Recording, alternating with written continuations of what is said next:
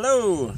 We have left our tilled and cultivated cropland, and we've moved into what I call permanent pasture. So the permanent pasture is ground that is so hilly that we don't feel comfortable tilling it in any way. So what we have here is this is still a garden. And people who are grazing need to think about this as a garden. It's a agricultural land that's producing a measurable, harvestable crop.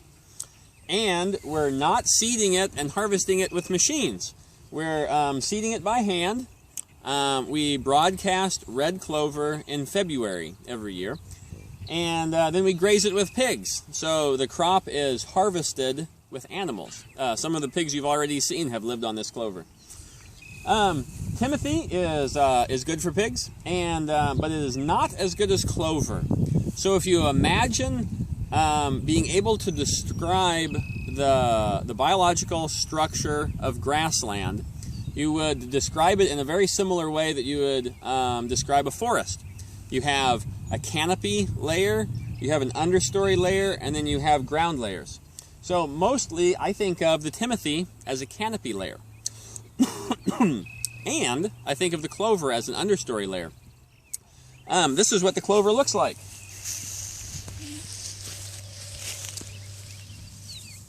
So, as we see, looking out over this field, we have more clover than Timothy right now in the middle of April. And that is what we want. We don't need a lot of Timothy to make a pig fat. We need a lot of clover. The reason for that is it's really high protein and it's much lower fiber. And now, as everybody is very fond of saying, pigs are not cows. Pigs don't have a rumen, which is something really valuable that a cow does have.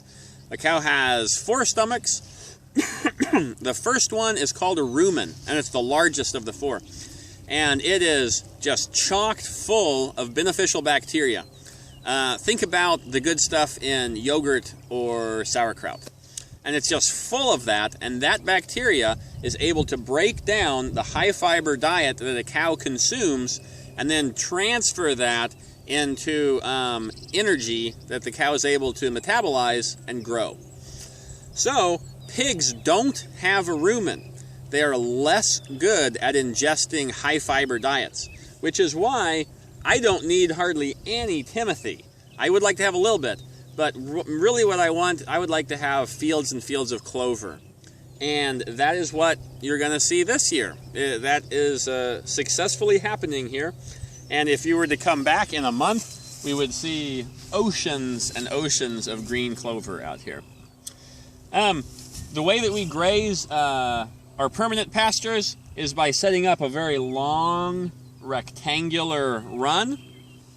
Then we have laterally to that, into that long rectangular run, we have a horseshoe shape of wind-up electrical netting or electrical polywire and a solar charger.